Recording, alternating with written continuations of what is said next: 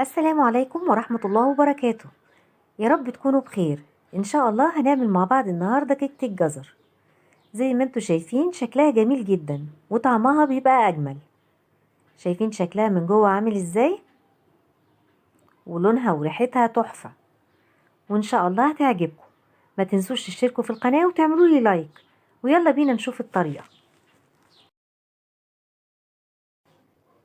هكون محضرة 3 كوبايات جزر مبشور، وكوبايتين دقيق منخولين، وكوباية ونص سكر، و3/4 كوباية زيت، ونص كوباية زبيب، و4 بيضات، وفانيليا. وهكون محضرة معلقة كبيرة قرفة، ومعلقة صغيرة جنزبيل، وربع معلقة صغيرة قرنفل مطحون، و1 معلقة كبيرة بيكنج باودر، ونص معلقة صغيرة كربونات، وربع معلقة صغيرة ملح. اول حاجة هبتدي اكسر البيض، وهكسر كل بيضة في طبق خارجي علشان اتأكد انها سليمة قبل ما احطها في الطبق اللي هنعجن فيه. كسرت كل كمية البيض، وهبتدي بعد كده اضيف الفانيليا، وهبتدي اضربهم بالمضرب.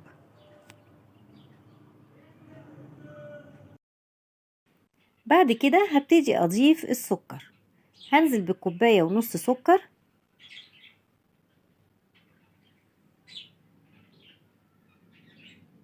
واخلطهم مع بعض كويس. شايفين شكل البيض مع السكر بعد ما ضربتهم بقى عامل ازاي؟ بعد كده هبتدي انزل بالزيت، وهنزل بالزيت بالتدريج، واثناء ما انا بنزل بالزيت هستمر في الضرب لغاية ما يمتزجوا مع بعض كويس. وهضيف بعد كده القرفة والجنزبيل والقرنفل. اهم حاجة انك انتي ما تكتريش القرنفل، يا دوبك بس ربع معلقة صغيرة قرنفل، واقلبهم قبل ما ابتدي اشغل المضرب.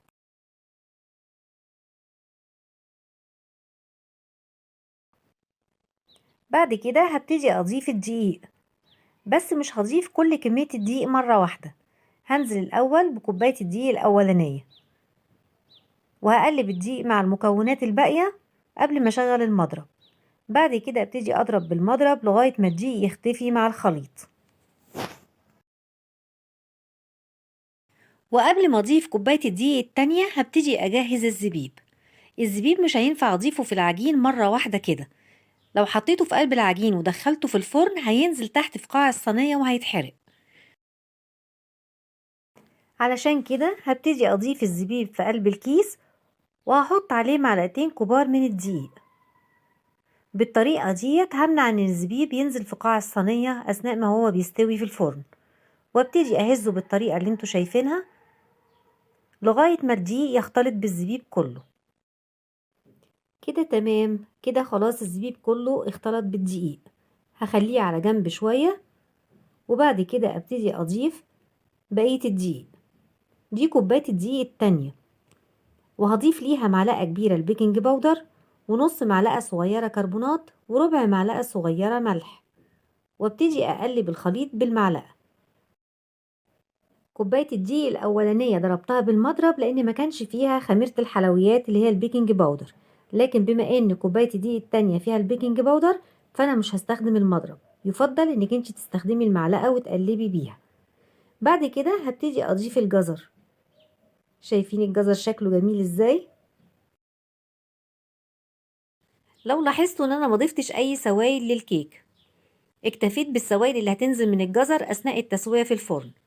بعد كده هبتدي انزل بالزبيب اللي احنا عملناه من شوية، واقلب فيه لغاية ما يختفي في العجين. طبعا هكون مولعة الفرن من بدري عشان يسخن كويس قبل ما ادخل صينية الكيك. هكون محضرة صينية ودهناها بالزيت ومبطناها بشوية دقيق. بعد كده انزل بالخليط،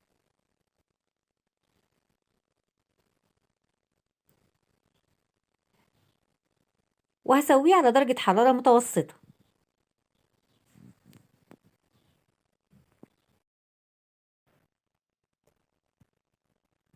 كده خلاص صينية الكيك بقت جاهزة. هدخلها الفرن تستوي، وأثناء تسويتها هنشوف هنعمل ايه. محضرة كوباية جزر مبشورة، وهنزل عليها بنص كوباية سكر، وهسيبها على جنب شوية لمدة نص ساعة علشان الجزر ينزل المية بتاعته. بس اهم حاجة انك انت تقلبي السكر مع الجزر عشان كله يختلط مع بعض. بعد نص ساعة شايفين الجزر ازاي نزل المية بتاعته؟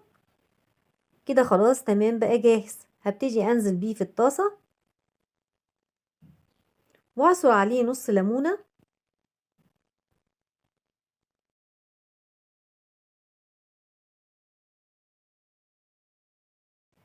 بعد كده هضيف ربع معلقة صغيرة قرفة، وابتدي اولع عليه البوتاجاز واقلبه كل شوية لغاية ما الجزر يتشرب كل المية بتاعته.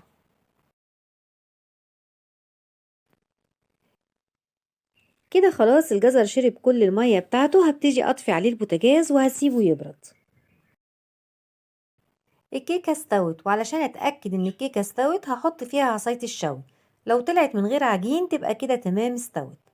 بعد كده هبتدي اسلك الكيكة من الصينية من الجناب زي ما انتوا شايفين بالطريقة دي، وهسيبها تبرد في الصينية. وهنسيب الكيكة تبرد ونبتدي نجهز التغطية بتاعت الكيكة. هكون محضرة كوباية سكر بودرة ومعلقتين كبار زبادي ومعلقة كبيرة عصير ليمون. هنزل بكوباية السكر البودرة في قلب الطبق، وبعد كده هبتدي اضيف له معلقة عصير الليمون ومعلقتين الكبار الزبادي،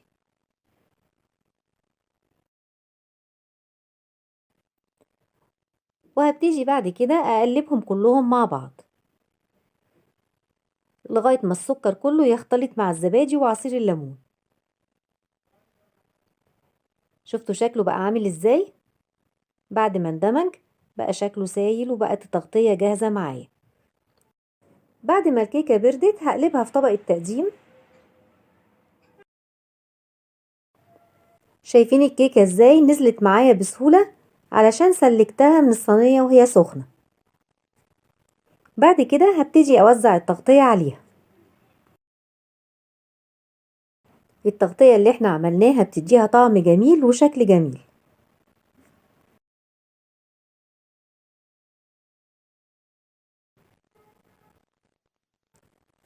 بعد كده هبتدي ازينها بالجزر اللي احنا عملناه مع بعض. هبتدي اوزع بمعلقة صغيرة،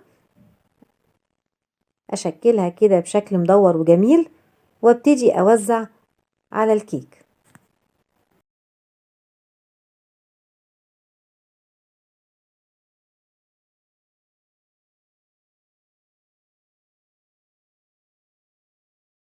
بعد ما وزعت كمية الجزر اللي معايا هبتدي اجيب فواكه مسكرة، وانا اخترت اللون الاخضر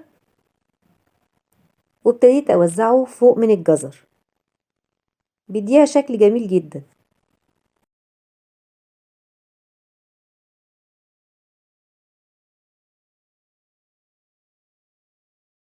وده شكل كيكة الجزر بعد ما خلصت. يا رب تكون عجبتكم. ما تنسوش تشتركوا في القناة وتعملوا لي لايك، واشوفكم على خير.